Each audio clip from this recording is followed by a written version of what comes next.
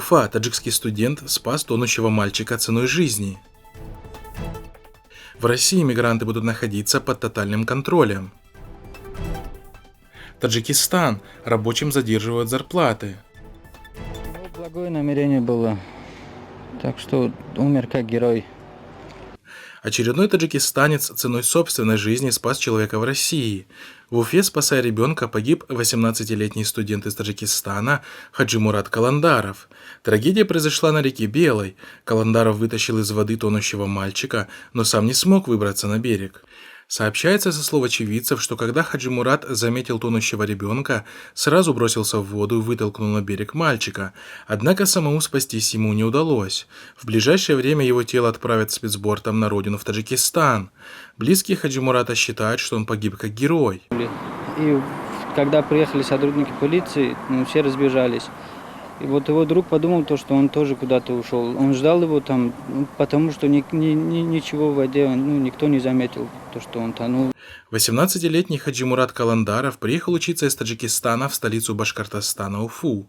В этом году он закончил первый курс аграрного университета. Водолазы нашли его тело только через несколько часов. Самое главное сейчас терпение большое его родителям.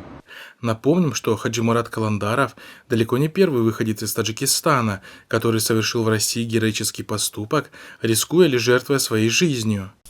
Мигранты фактически лишены возможности интегрироваться в общество, становятся объектом пропаганды, вербовки со стороны экстремистов и террористических организаций.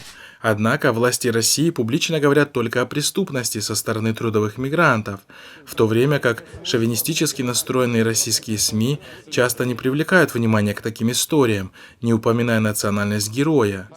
Спасая ребенка, погиб 18-летний парень. Трагедия произошла на реке Белой. Молодой человек вытащил из воды тонущего мальчика, но сам не смог выбраться на берег. Сегодня в столице Башкортостана прошел рейд по местам летнего отдыха горожан. Готовы ли пляжи к купальному сезону? В следующем материале.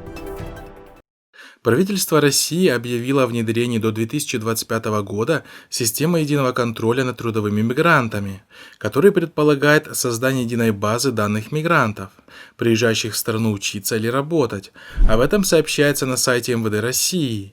Проект предусматривает комплексную информатизацию системы учета мигрантов. Концепцию по контролю мигрантов анонсировали только накануне, хотя ранее до СМИ доходила информация, что мигрантов в России могут обязать устанавливать специальные приложения с социальным рейтингом доверия, где будет содержаться информация о социально-правовом статусе, биометрические данные, сведения о здоровье, криминальное прошлое или его отсутствие. Тем самым в ближайшем будущем каждый трудовой мигрант будет находиться под тотальным контролем у российских правоохранителей. Ну вот опять, вы понимаете, вы ищете рациональное в этом, а его здесь нет.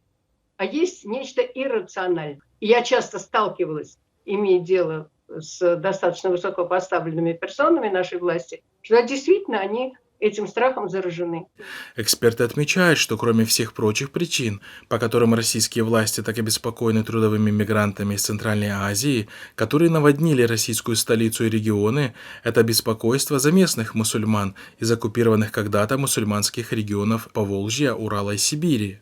Азиаты, имея изначально намного более высокий уровень исламской сознательности и идентичности, по сравнению с местными мусульманами, приезжая, делятся всем этим с местными единоверцами, таким образом нейтрализуя многовековую работу России по выдавливанию религий из колонизированных ею народов, что, кстати, Россия планировала сделать и с народами Центральной Азии, и даже добилась в этом направлении некоторых успехов, которые сегодня пытаются закрепить авторитарные секуляристские режимы, считает российский специалист, пожелавший остаться неназванным.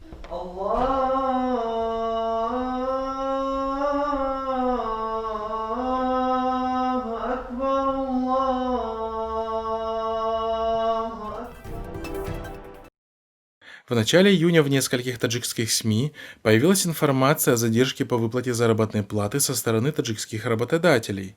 Десятки тысяч рабочих вот уже несколько месяцев не получают заработной платы.